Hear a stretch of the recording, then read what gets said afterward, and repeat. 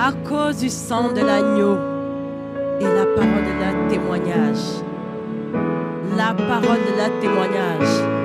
À cause de ces deux choses, tu peux sauver quelqu'un. Quand Dieu fait quelque chose dans ta vie, dis-le. Ça peut encourager, ça peut exhorter. J'aime bien Hébreux 2, verset 4 qui dit Dieu s'appuie sur le témoignage. Le témoignage est édifiant. Est-ce que vous pouvez projeter Hébreux 2, verset 4, s'il vous plaît? La régie. Hébreux 2, verset 4. Dieu s'appuie sur le témoignage par des signes et des prodiges pour montrer ce qu'il a fait. Parce qu'il ne suffit pas de venir dire Dieu a fait pour moi. Dieu le montre ce qu'il a fait. Hébreux 2, verset 4. Dieu appuyant leur témoignage par des signes, des prodiges et divers miracles, et par des dons du Saint-Esprit attribués selon sa volonté. Alors nous allons passer au témoignage. Nous allons passer au témoignage. Vous allez voir ce que Dieu peut faire. Le grand Dieu, le Dieu que nous célébrons. Vous allez voir de quoi il est capable. Ce Dieu-là qui nous connaît. Avant même que nous ne soyons dans le sein de notre mère, il nous connaissait déjà. Et le diable aussi avait vu. Mais il a voulu précéder Dieu. Mais sauf que Dieu reste Dieu. Dieu a contrecarré ses plans et ses projets contre nos vies. Nous allons appeler la sœur Sidoine. Vous allez voir ce que Dieu peut faire. Quand nous prions souvent dans cette église, que l'Esprit de Dieu localise là où les ténèbres ont agi. L'Esprit de Dieu localise réellement. L'Esprit de Dieu allait la localiser à Bruxelles pour l'amener dans notre église. Elle-même, elle va vous dire ce que Dieu a fait dans sa vie. Parce que je ne peux pas vous le dire comme elle-même. Elle saura mieux vous dire. Regardez, écoutez la gloire de Dieu. Alléluia. Alléluia. Alléluia. Avant qu'elle témoigne, j'aimerais qu'on projette un peu quelques images de ce que le Seigneur a fait. Amen.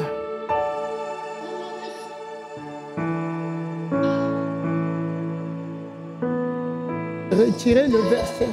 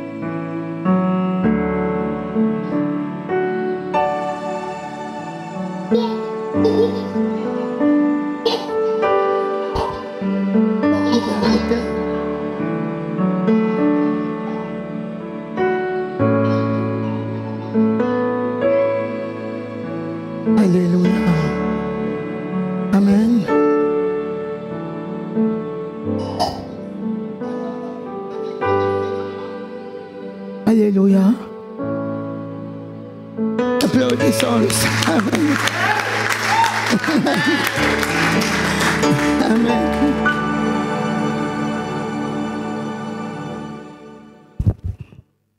Amen.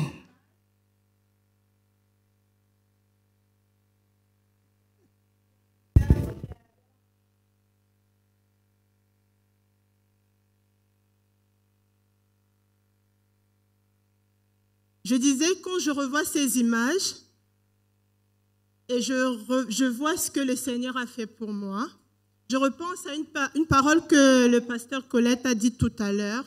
Elle a entendu une sœur dire que dans ce ministère, dans cette église, le Seigneur ne guérit pas. Le témoignage est là, c'est palpable. Vous pouvez voir par vous-même à travers les images. Vous avez vu. Je ne sais même pas par où commencer.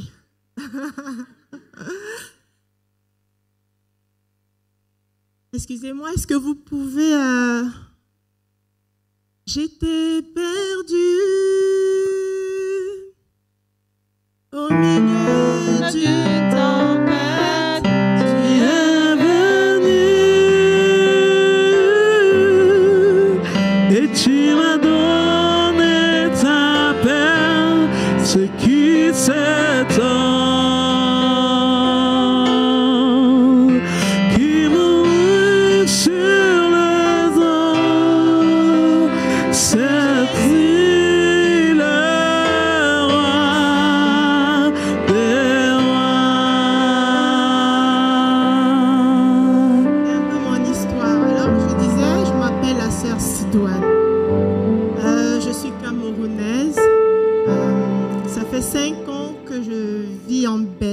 Que je suis en Europe.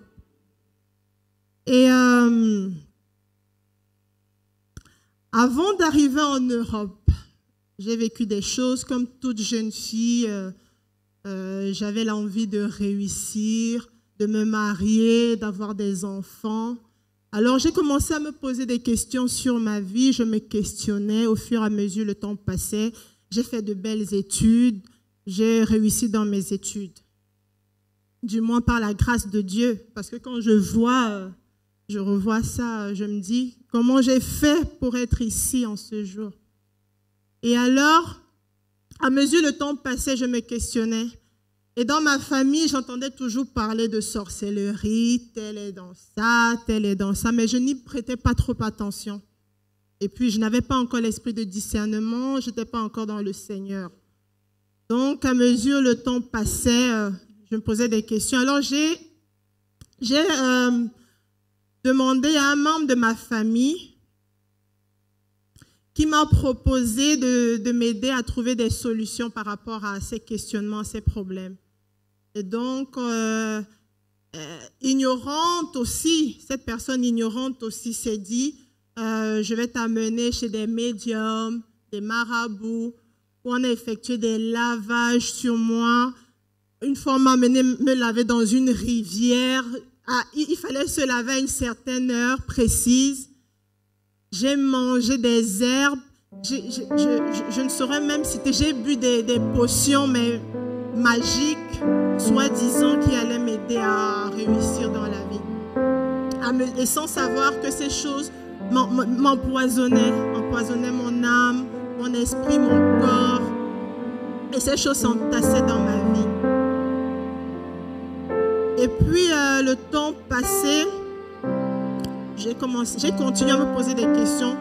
Vous savez, quand vous allez dans ces choses-là, le malin vous fait croire, Satan vous fait croire dans les jours qui suivent qu'il y a des choses qui ont changé. Vous dites, j'ai rencontré tel.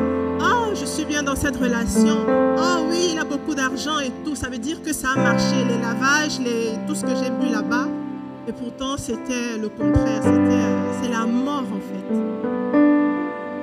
Et puis, vous vous rendez compte que ces relations ne durent pas. Ou alors, même si elles durent, c'est toujours les disputes, les angoisses. C'est toujours, aujourd'hui, ça marche, demain, ça ne marche pas. Vous avez l'impression qu'on vous utilise, en fait. On vous utilise pour un but et puis on vous laisse. Et donc, je passais de relation en relation. des relations qui n'aboutissaient à rien. Et alors, j'ai commencé à travailler dans une société dans mon pays, que je ne vais pas citer. Et après, j'ai eu le visa pour venir en Europe, plus particulièrement en France. J'ai eu un visa pour la France. Et quand je suis arrivée en France, les choses ne sont pas bien passées comme prévu. Alors, je me suis retrouvée en Italie. Et en Italie, j'ai fait 6 mois en Italie. J'ai demandé l'asile là-bas pour avoir les papiers. En 2016. Bien, très bien. Et au bout de 2 ans, l'asile m'a été refusé. J'ai reçu un courrier comme quoi je ne pouvais pas bénéficier de la protection internationale.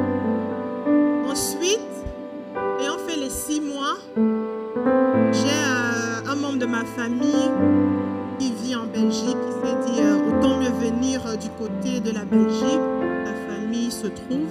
Et comme ça, c'est comme ça que je me suis rendue en Belgique. En Belgique, je n'avais pas de titre de séjour, je n'avais pas de papier. Mais je dis par la grâce de Dieu, j'ai fait la rencontre d'une dame qui m'a trouvé du travail. J'ai commencé à travailler pour une famille pour laquelle je travaille d'ailleurs encore aujourd'hui.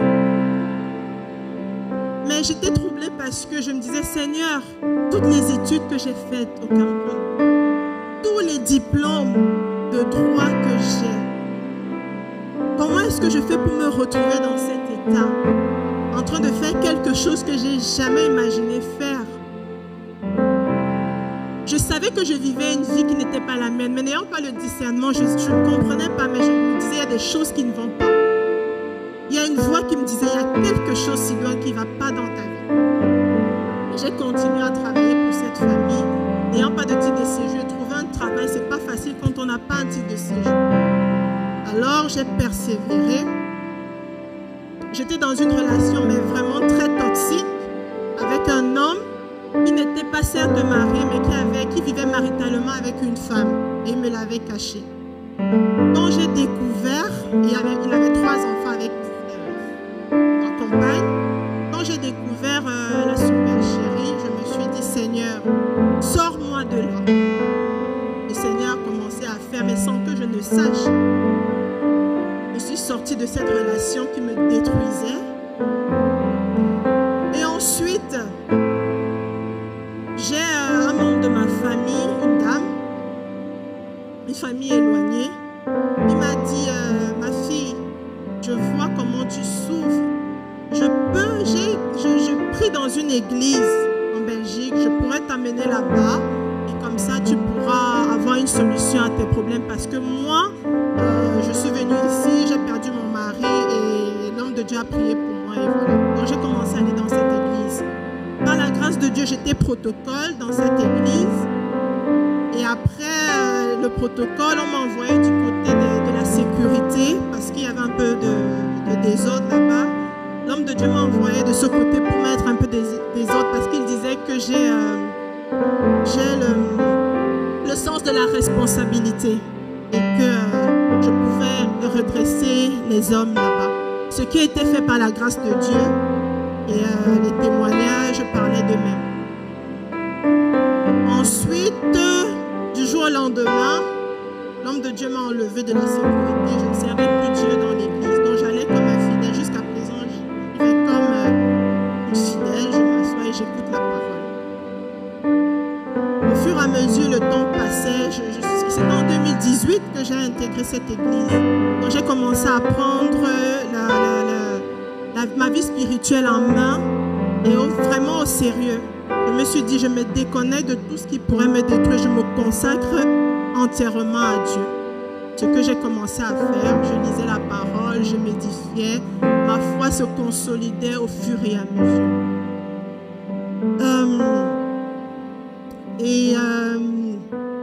Plus le temps passait, plus je m'attachais à Dieu. Et fut un moment où je me posais des questions et je me disais, Seigneur, je te sers, mais je ne vois pas de changement. J'avais l'impression de tourner en rond. Rien n'avance, rien n'évolue. Pourtant, je te sers, Seigneur. Qu'est-ce qui ne va pas? Qu'est-ce qui ne va pas, mon Dieu? Aide-moi. Mon âme soupire après toi. Alors, le Seigneur a envoyé un homme dans ma vie. Je ne sais pas s'il venait de Dieu, parce que j'avais dit, Seigneur, je vais épouser l'homme que tu as choisi pour moi. J'ai longtemps fait les choses selon moi, et maintenant je veux faire les choses selon toi.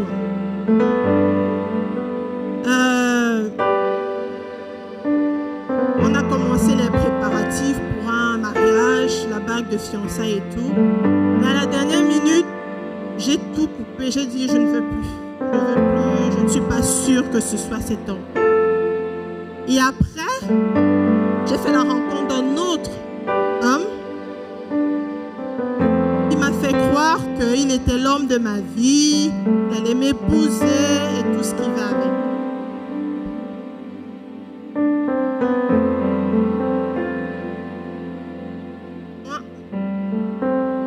Et puis j'ai commencé à vivre maritalement avec cet homme.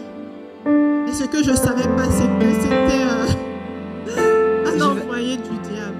Je vais appuyer quelque chose. Cet homme était païen. Voilà, exactement. Et donc du coup, chaque fois qu'il fallait parler du Seigneur, c'était toujours un combat, c'était les disputes. C'était, tu es dans les églises réveillées. Moi, je suis catholique. Ça ne peut pas marcher, tu dois venir dans l'église catholique. C'était toujours des combats et des combats et des combats. Et je ressentais au fond de moi-même que c'était pas ça. Mais le désir ardent de me marier m'a aveuglé. Et puis je me suis dit, je vais rester là par complaisance, je sais pas. Et après,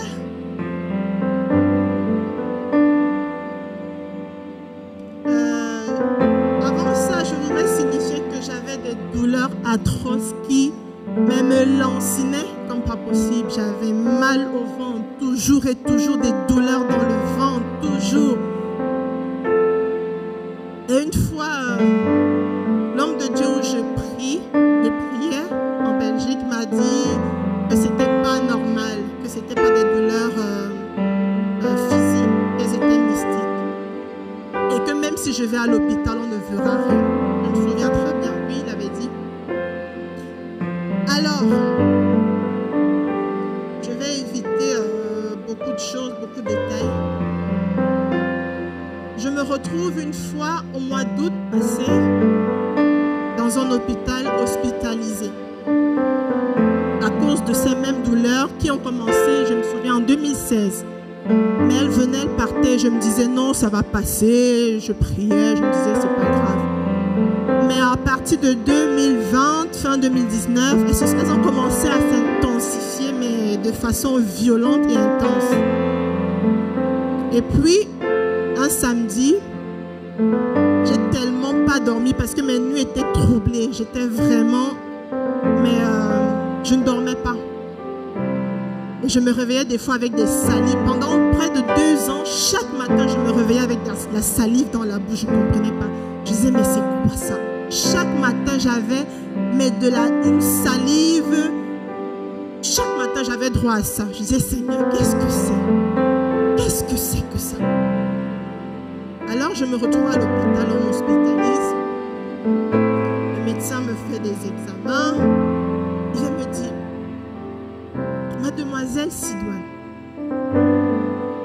on a fait des examens, mais on voit des choses dans votre abdomen qu'on n'a jamais vues. Depuis que j'exerce la médecine, j'ai jamais vu ça. Vous avez des embryons dans l'abdomen. Je sais pas, on ne sait pas expliquer, mes collègues et moi, ce que c'est. Amen.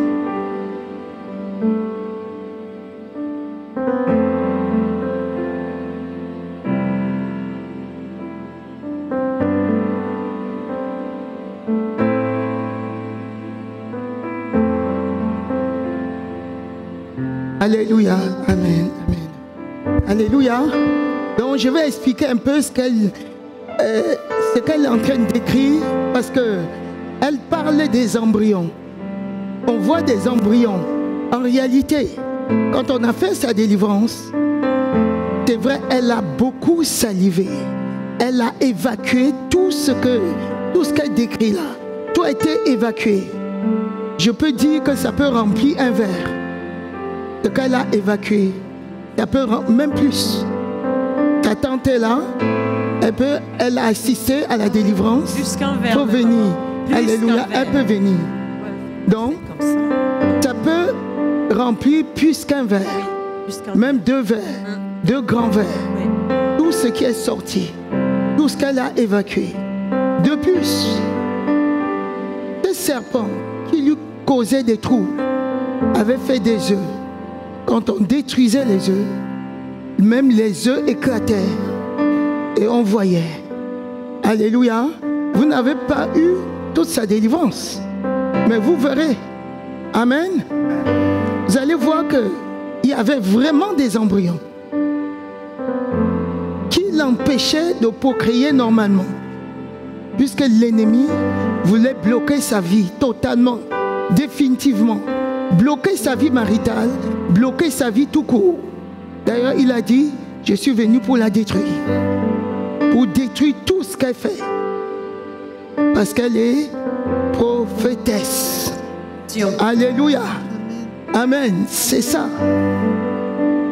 Et vous allez voir qu'elle a prophétisé à la fin. Amen. Le Seigneur lui a montré des choses. On a libéré son onction de prophétie. Amen. Je la laisse continuer. Amen. Alors, au mois d'août, parce que je suis née le 27, alors que j'étais allongée sur mon lit d'hôpital, ma tante Mine, l'évangéliste Hermine, elle m'a appelée pour me souhaiter un joyeux anniversaire. Mais je pense que c'était mon plus beau cadeau, parce que j'ai reçu de beaux cadeaux, c'est vrai, mais le sien était le plus beau parce qu'elle a prié pour moi alors que j'étais allongée sur le lit d'hôpital. Et je puis vous dire que sa prière a été l'élément déclencheur de ma venue en France et de ma délivrance. Donc je rends gloire à Dieu pour sa vie et la vie de son époux, Fabrice, l'évangéliste Fabrice. Alors elle m'appelle Monian, ça veut dire ma soeur. Comment ça va? Je lui dis, ça va pas, je suis à l'hôpital, je suis hospitalisée. Elle me dit, mais qu'est-ce qui se passe? Je lui dis, ce sont les douleurs dont je te parle souvent et tout. Elle a commencé à prier, elle ne voulait rien savoir. Elle a commencé à bombarder sur le lit d'hôpital. La guerrière de l'Éternel, elle a commencé à prier. Je déclare au nom puissant de Jésus, tout elle a déclaré. Et moi, je l'ai accompagnée dans la prière. Je disais, Amen, Amen, Amen. Au nom de Jésus. Après, je lui ai dit, mon Dieu, la douleur là n'est pas physique. C'est mystique. Elle me dit, je sais, mon Dieu. Tu sais ce qu'on va faire? Il faut que tu viennes en Auxerre. Il faut que tu viennes ici. Je vais venir te chercher. Dès que tu sors de l'hôpital, je viens te chercher. Je t'amène à l'église. Pasteur Véronique va prier pour toi.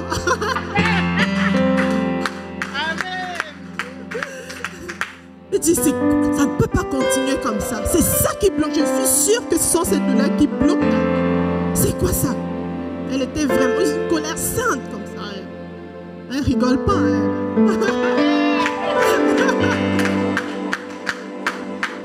Je l'ai écoutée, j'ai dit d'accord, c'est ce qu'on va faire.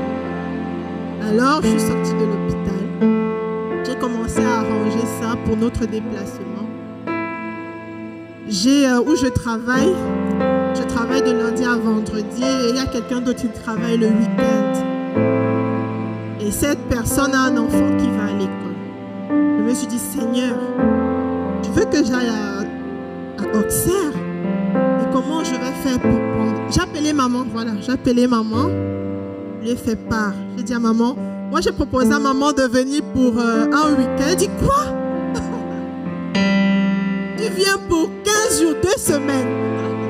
J'ai essayé de négocier avec elle. Elle a dit, je dis c'est 2 semaines. Elle dit, maman, elle ne peut pas me remplacer pour 2 semaines. Elle dit, bon, demande d'abord 1 semaine.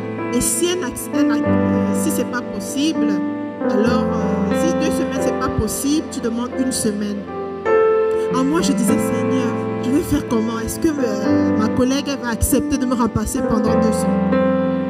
Quand maman a raccroché, j'ai appelé ma collègue. Je lui ai dit, écoute, tu sais que depuis que je suis pas là en vacances, j'ai besoin de me reposer. Est-ce que je voudrais me déplacer pour 1 semaine, mais je sais pas. Elle me dit, mais non, Sidoine, je connais comment tu es une bosseuse. Si ce n'est que pour ça, ma fille n'est qu'à la maternelle. Elle ne prépare pas le baccalauréat. Donc, je vais te remplacer.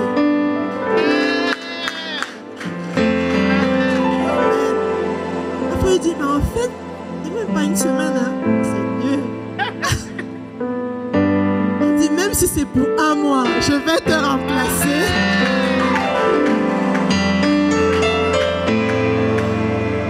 Alors, j'ai glorifié le Seigneur et je lui ai dit merci à ma collègue. Fanny, que Dieu la bénisse. Et c'est comme ça qu'on a préparé le voyage. Mais pour qu'Hermine vienne me chercher, l'évangéliste, elle a vécu des combats. Ah oui, c'était énorme. Je préfère la laisser parler. Je sors, j'avais fini ma journée de travail, donc je dis je me prépare pour aller à Bruxelles. Donc je monte dans ma voiture. Au moment de sortir de l'entrée de l'hôpital pour chercher à prendre l'autoroute, il y a un monsieur d'un certain âge, un Européen, dans un gros 4x4 rouge, qui a foncé directement sur moi. J'ai juste eu le temps de klaxonner tellement fort que les gens qui étaient au rond-point ne comprenaient pas pourquoi ils fonçaient sur moi au rond-point. Ils devaient aller dans ce sens-là. Moi, je venais de l'autre côté. Pourquoi ils prennent le rond-point à l'envers? Pour foncer sur moi. Donc, je n'ai pas trop calculé que c'était pour m'empêcher d'aller en Belgique. Donc, je continue mon chemin. Le GPS se met à naviguer. Il ne veut pas aller à l'autoroute. Il me fait tourner dans tout Joigny. Mais ce n'est pas possible. Il dit, bon, je vais enlever le GPS et puis je vais à l'autoroute sans GPS.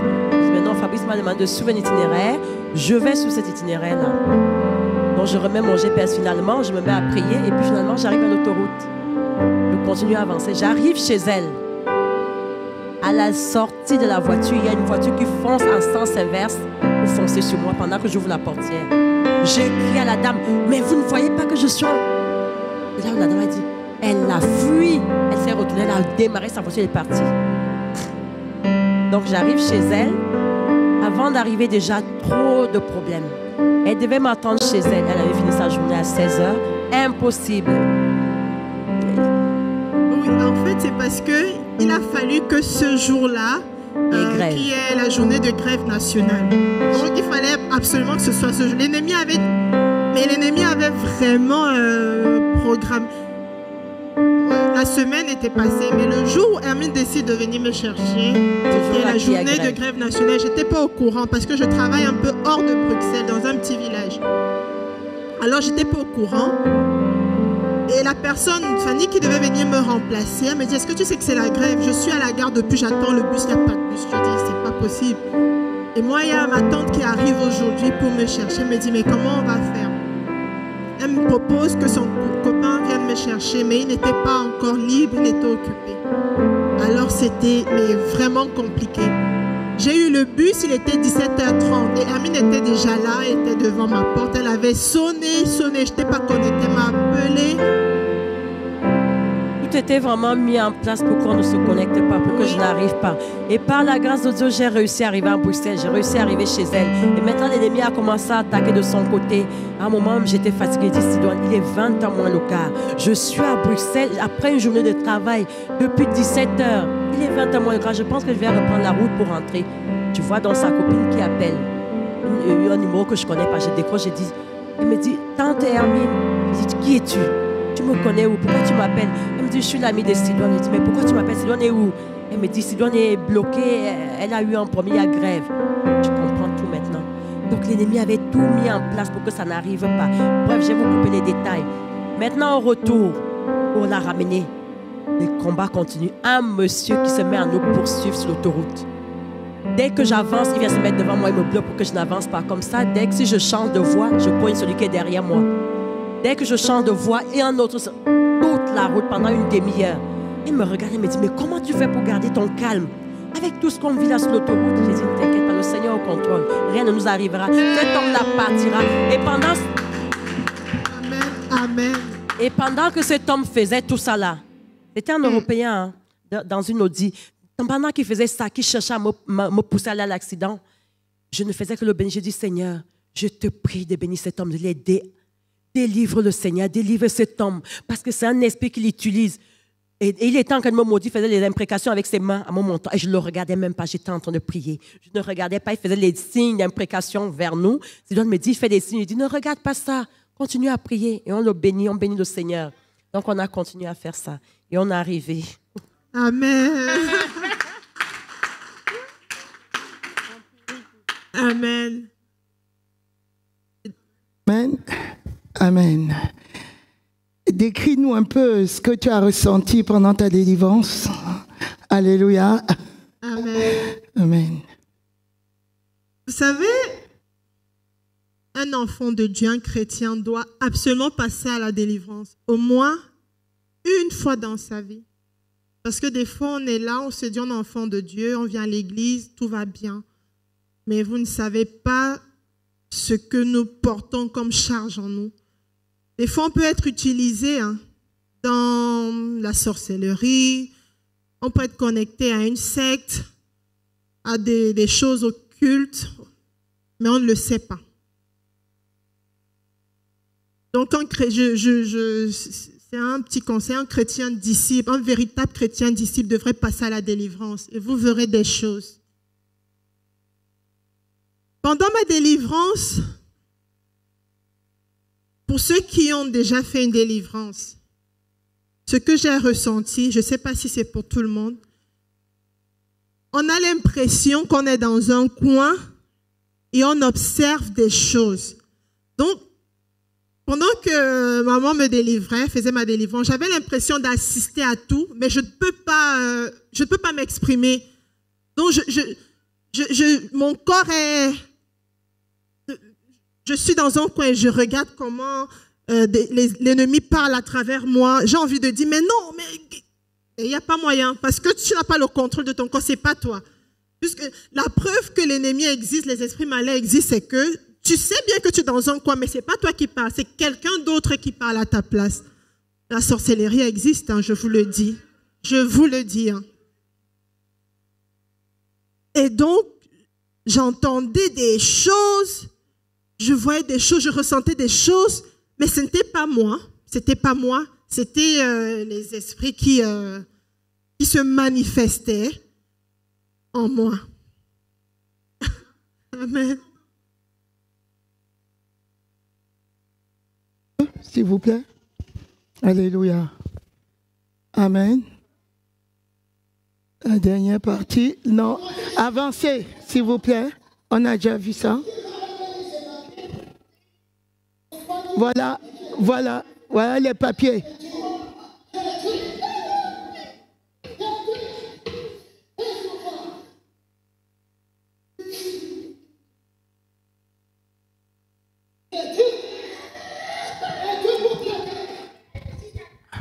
Alléluia.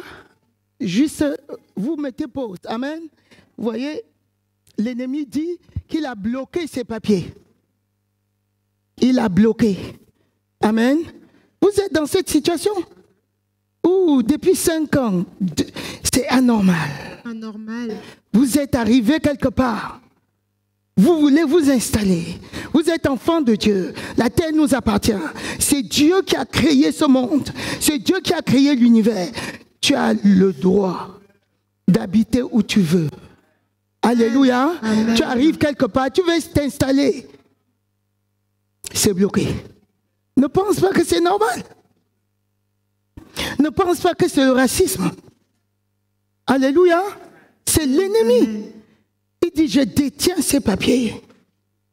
Je vais vous laisser encore entendre. Alléluia. Continuons. Amen.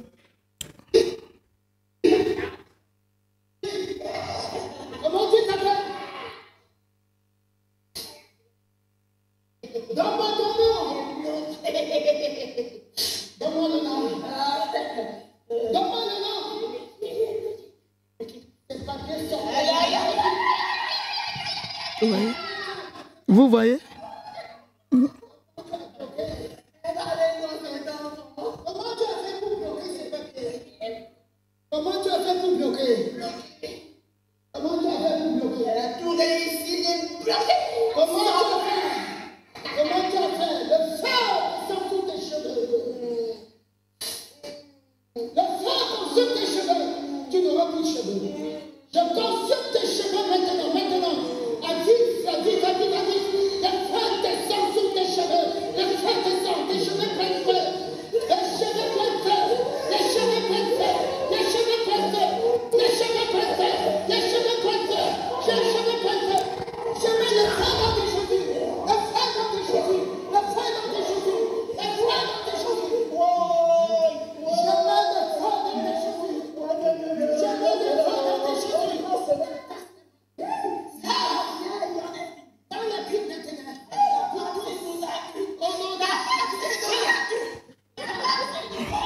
Alléluia. Ça fait rire aujourd'hui, Amen.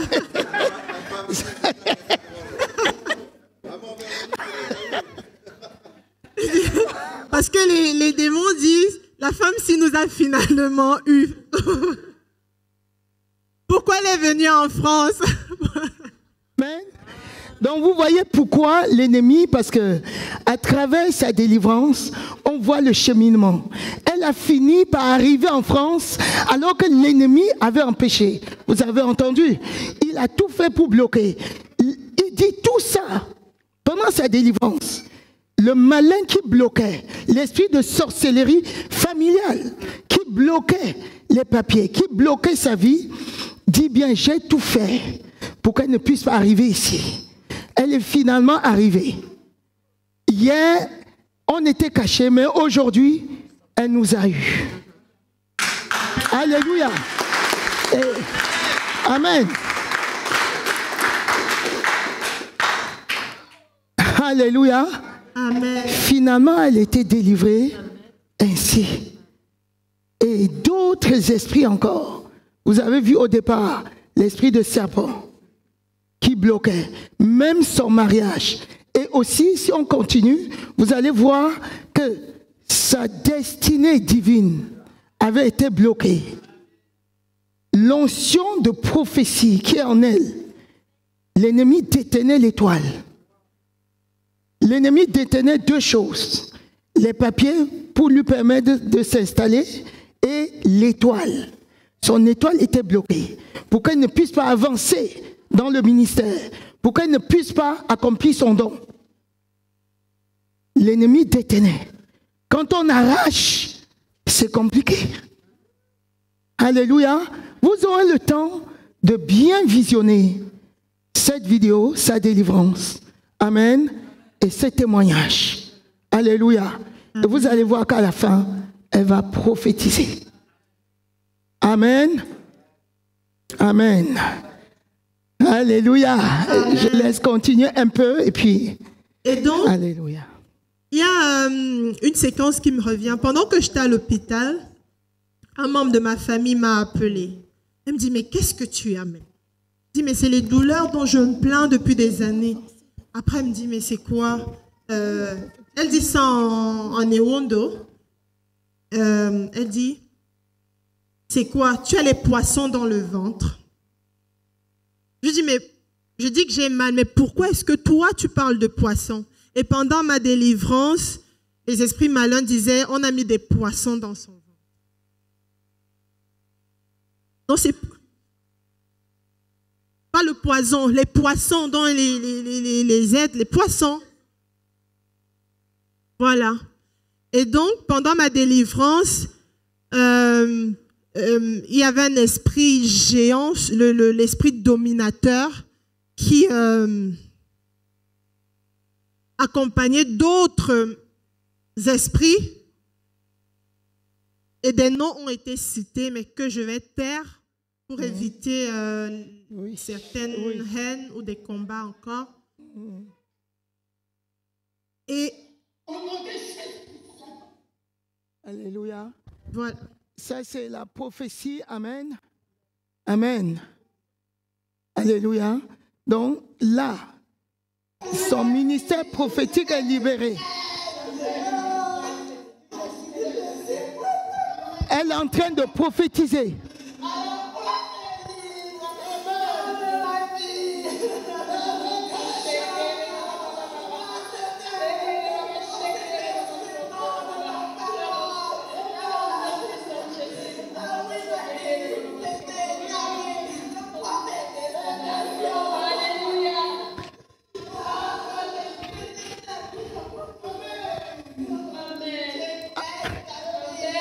Amen.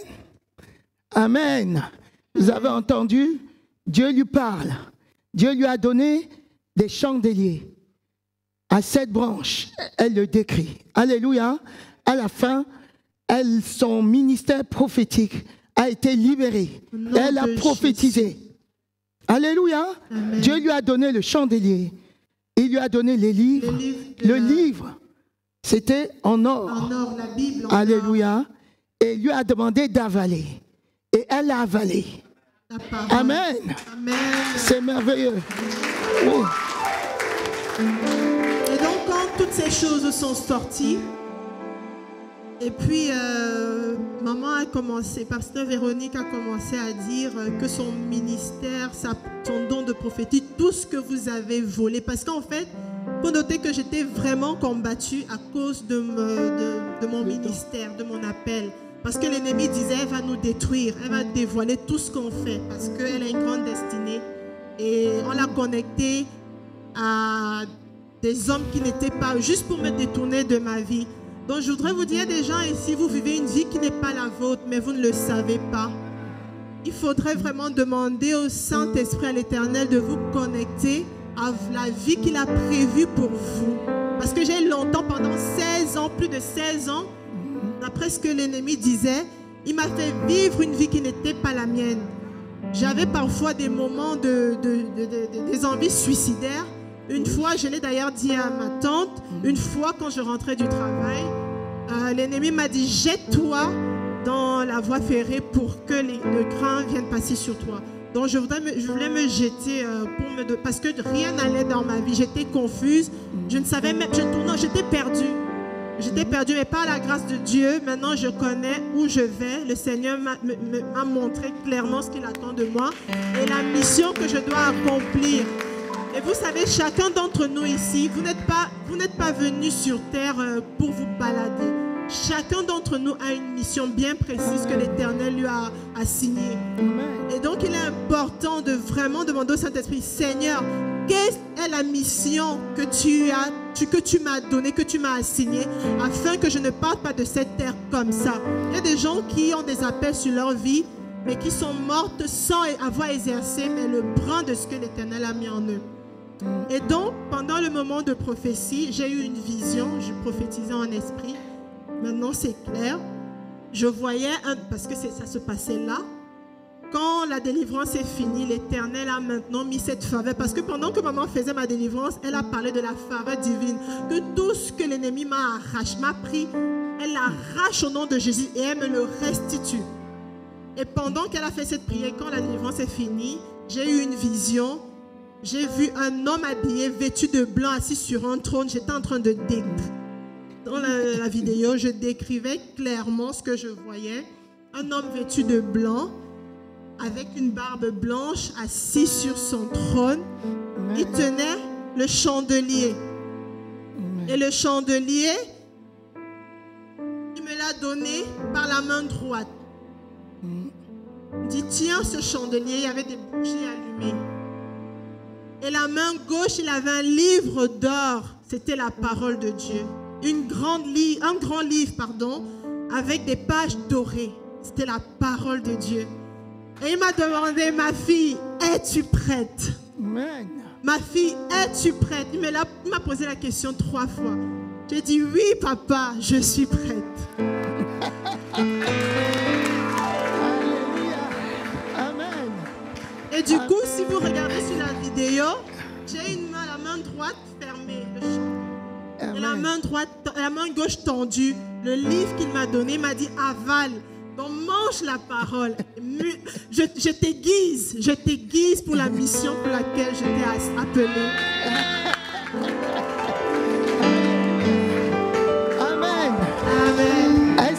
ressens encore les douleurs que tu ressentais avant. Voilà. Amen. Vous savez, Dieu est merveilleux. Dieu est merveilleux. Amen. Ça faisait 1 an, parce que les douleurs ont commencé en 2016. Ça faisait 1 an, j'avais vraiment très très mal. Et les douleurs se sont intensifiées les 6 derniers mois. Je suis arrivée ici. L'évangéliste Hermine a prié pour moi, priait toujours pour moi. Et quand le premier jour de ma délivrance, les douleurs ont complètement disparu. Je me suis dit, Seigneur, est-ce que c'est un rêve? J'attends le lendemain, il faut que je sois sûre. Je suis revenue le lendemain, la délivrance a continué. Après la délivrance, pendant la délivrance déjà, je n'avais plus mal. Parce que les douleurs se manifestaient aussi beaucoup dans la nuit. J'ai dormi, mais paisiblement. J'ai dit, ah, Seigneur, ça fait longtemps que je n'ai pas bien dormi comme ça. C'est possible. Deuxième jour, je dors. Je dis, Seigneur, je vais encore bien, je veux être sûre. Je dors, j'ai dormi vraiment comme un bébé. Amen. Plus de douleur. J'ai dit à Fabrice, non, et dire que je suis venue, on m'a dit que j'avais, soi-disant, l'endométriose, mais je n'ai plus mal. Les douleurs ont complètement disparu. La preuve que il y a des diagnostics qu'on peut nous donner à l'hôpital, mais qui ne sont pas forcément physiques, mais qui sont spirituels. Où sont passées les douleurs? Elles ont disparu. Amen. Pourquoi est-ce qu'après ma délivrance, les douleurs ont disparu? Voilà. Et tout est possible à celui qui croit. Amen. Et tout à l'heure, Pasteur Colette a dit, Amen. est-ce que vous vous préparez souvent quand vous venez dans la maison de votre Père? Je me suis préparée pour ma délivrance. J'ai dit, Seigneur, par la grâce de Dieu, quand j'ai eu maman, elle me dit, ça tombe bien, je t'invite pour les 25 ans de l'anniversaire de mariage. Je dis, Seigneur, je ne pars pas à l'église du Seigneur Jésus-Christ en vain. Il y a une bénédiction qui m'attend là. Et donc, quand j'arrive, c'est les 25 ans. J'ai été violente, comme tout le monde me le dit ce jour-là. Par la grâce de Dieu. En plus, c'était la semaine de jeûne. Je me suis connectée aux jeunes. J'ai dit, Seigneur, je me connecte à ce ministère. Amen. Je ne savais pas encore que Dieu m'appelait dans ce ministère. Je me suis connectée aux jeunes. L'évangéliste Emile m'a demandé, est-ce que tu vas jeûner avec nous? Je dis, mais comment je vais jeûner? Amen.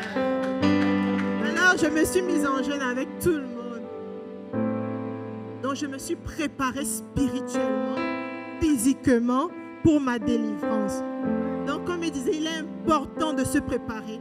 Je voudrais dire un bien-aimé ce matin, un frère, une sœur. Venez le dimanche à l'église comme si c'était toujours le premier dimanche de votre vie. Ne venez jamais, ne faites pas de l'église, de la maison de votre Dieu, un lieu comme d'habitude, un lieu d'habitude où vous venez, vous vous comportez, on lit la parole, vous êtes non. Chaque dimanche doit être comme un nouveau dimanche dans la présence de votre Dieu. Donc, je me suis préparée, j'ai dit Seigneur, je veux voir ta main agir dans ma vie. On m'a souvent dit, certains ont de l'Éternel, tu as un don de ceci, tu seras, je dis Seigneur, ça va se manifester comment? Prophétesse comment? Je ne comprends pas. Mais ce sera quand je voyais toutes les misères que je vivais. Mais il y a quelque chose, il y a une parole que l'évangile Emile dit souvent. Dieu ne peut pas dire sa parole tant qu'elle ne revient pas à lui si elle ne s'est pas accomplie. Et donc, le moment est arrivé où Dieu a accompli sa parole.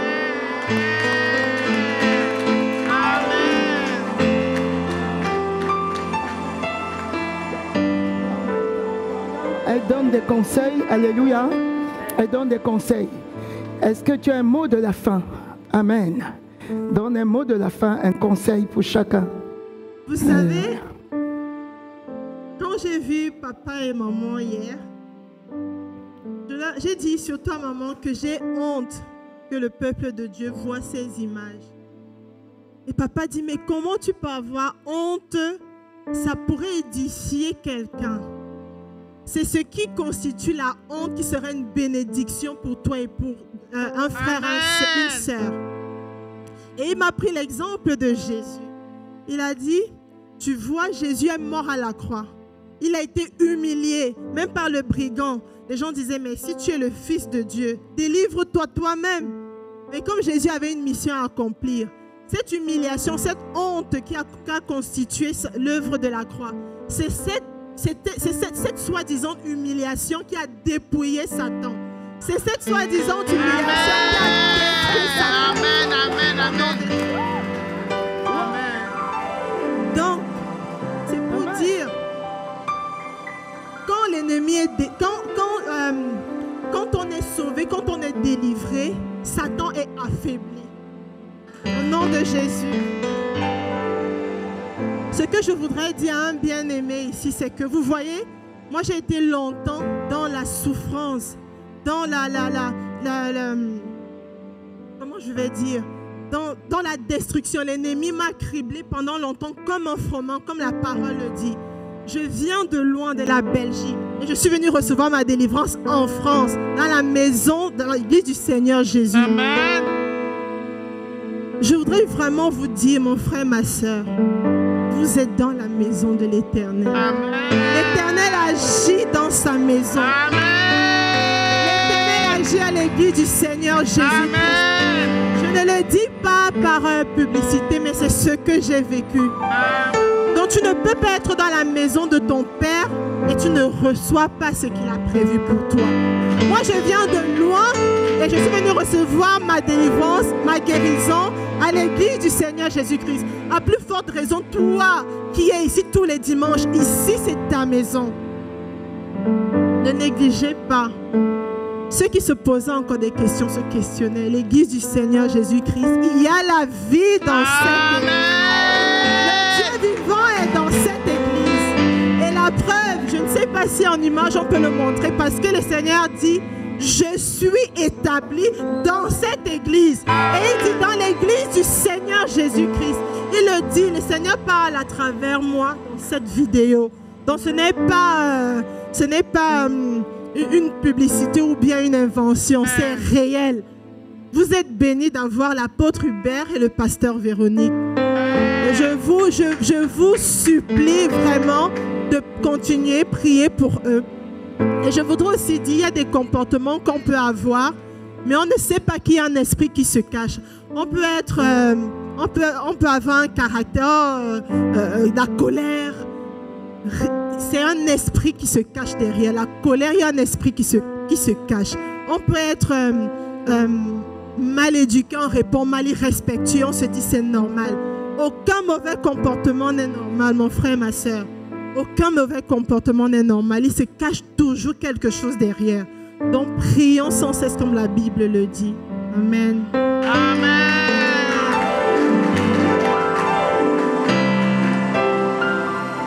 J'aimerais vraiment qu'on prenne conscience, si on peut vraiment montrer ce que l'Éternel dit concernant l'Église.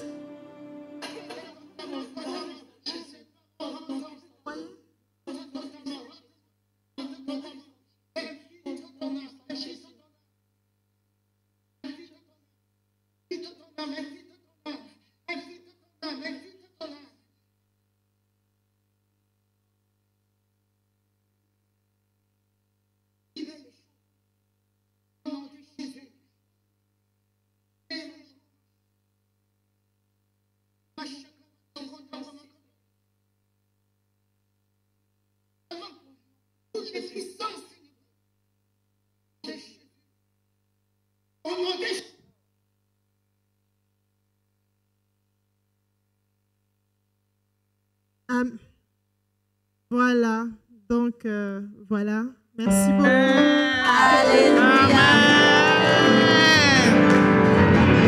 Alléluia. Alléluia. Amen. Est-ce que tu es dans la maison? Amen. Acclame Jésus. Amen. Acclame Jésus. Acclame Jésus.